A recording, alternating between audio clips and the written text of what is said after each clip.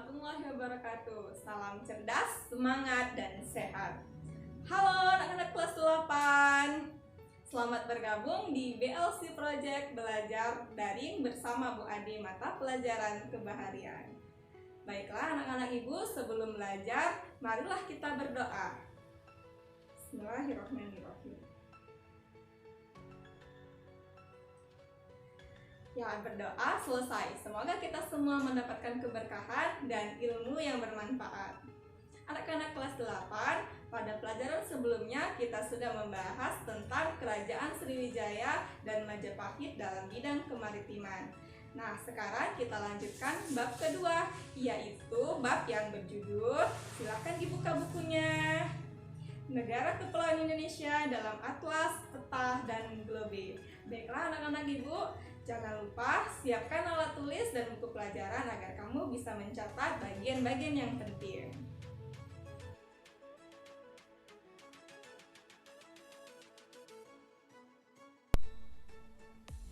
Bab 2, Negara Kepulauan Indonesia dalam Peta, Atlas, dan Globe. A. Pengetahuan tentang peta.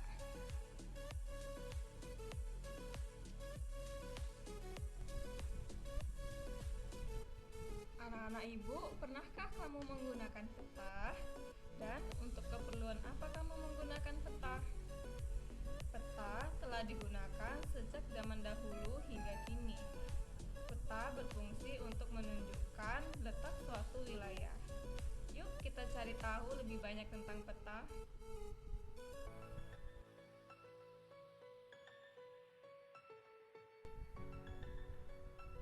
Definisi peta.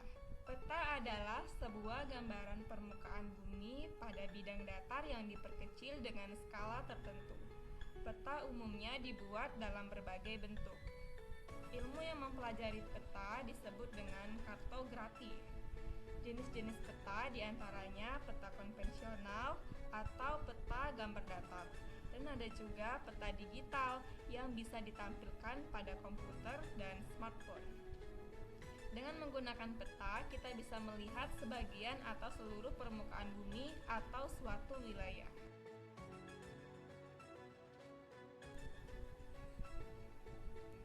Peta memiliki banyak fungsi, diantaranya yaitu 1. Sebagai penunjuk lokasi suatu tempat di permukaan bumi. Peta juga bisa berguna untuk menunjukkan suatu arah sehingga kita tidak tersesat. Kedua, untuk memperlihatkan ukuran jarak atau luas dan arah suatu tempat di permukaan bumi. Ketiga, untuk menggambarkan bentuk-bentuk di permukaan bumi sehingga tampak jelas. Misalnya letak benua, letak pulau, sungai, laut, gunung, dan bentuk lainnya. Fungsi yang keempat yaitu sebagai alat penyedia data tentang potensi suatu wilayah. Misalnya Pulau Kalimantan memiliki banyak tambang dan Pulau Jawa memiliki banyak persawahan. Yang kelima, sebagai alat bantu peneliti atau ilmuwan sebelum melakukan survei. Peta digunakan untuk mengetahui kondisi suatu daerah yang akan diteliti. Di antaranya untuk mengetahui ketinggian suatu wilayah, pola curah hujan, dan kelembaban suatu daerah. Fungsi lainnya yaitu sebagai alat untuk mempelajari fenomena alam, peristiwa sosial, atau gejala geografi di permukaan bumi. Jenis-jenis peta berdasarkan isi data yang disajikan ada 2 jenis, yaitu peta umum dan peta khusus. Peta umum yaitu peta yang menggambarkan kenampakan bumi, baik fenomena alam ataupun budaya. Peta umum dibagi menjadi 3 jenis, yaitu peta topografi, peta korografi, dan peta dunia atau peta geografi. Yang kedua yaitu peta khusus atau peta tematik, yaitu peta yang menggambarkan informasi dengan tema tertentu atau dengan tema khusus. Misalnya yaitu peta perikanan, peta iklim dan cuaca, peta pertambangan, peta laut, peta pertanian, dan masih banyak jenis lainnya. Sekarang kita akan membahas satu persatu jenis-jenis peta umum. Yang pertama, peta topografi. Peta topografi menggambarkan informasi perbedaan ketinggian relief bumi. Penggambaran relief permukaan bumi ke dalam peta digambar dalam bentuk garis kontur. Garis kontur adalah garis pada peta yang menghubungkan tempat-tempat yang mempunyai ketinggian yang sama. Salah satu kegunaan dari peta topografi yaitu memudahkan seseorang untuk hiking atau mendaki. Orang yang akan mendaki, mereka harus memiliki kemampuan membaca peta topografi. Karena apabila orang tersebut tidak bisa membaca peta topografi, mereka akan kesulitan untuk memilih medan yang akan dilalui, sehingga akan sangat membahayakan keselamatan mereka. Kegunaan lainnya yaitu peta topografi juga sangat penting dalam bidang militer. Tanpa peta topografi, suatu angkatan bersenjata akan kesulitan untuk menyerang posisi musuh dan mempertahankan posisinya dalam medan perang. Saat menyerang, informasi ketinggian berguna untuk memetakan wilayah musuh yang berpotensi untuk diserang dan memiliki pertahanan yang lemah. Daerah yang lebih rendah dari posisi penyerangan umumnya lebih mudah diserang dibandingkan dengan daerah yang lebih tinggi. Maka dari itu, membaca peta topografi ini sangatlah penting.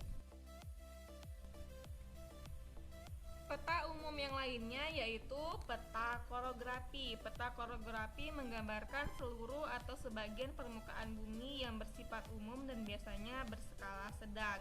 Contohnya atlas.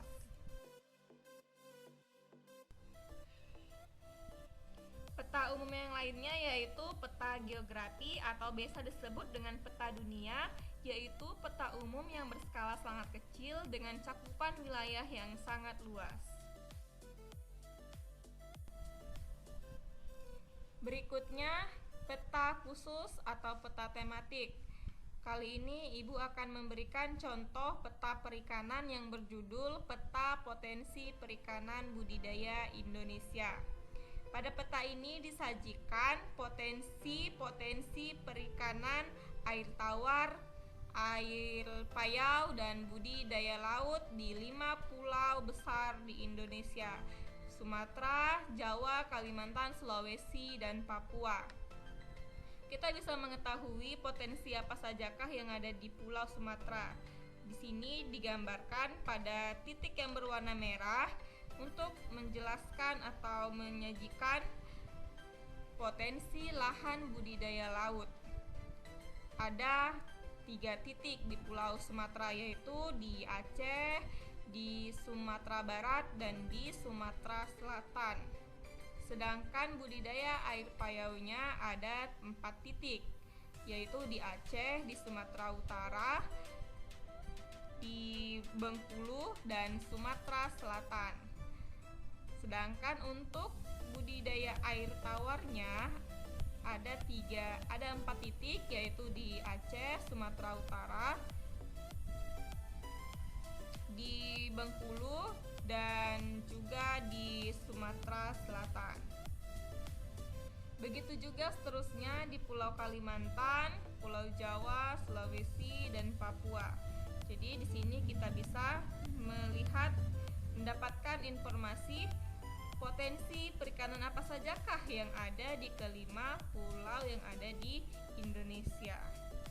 Dan masih banyak lagi jenis-jenis dari peta tematik lainnya. Nah, setelah kamu menyaksikan tayangan video tadi, sekarang kamu sudah mengetahui jenis-jenis peta. Sekarang, cobalah kamu uraikan, kamu membaca peta yang ada pada gambar ini.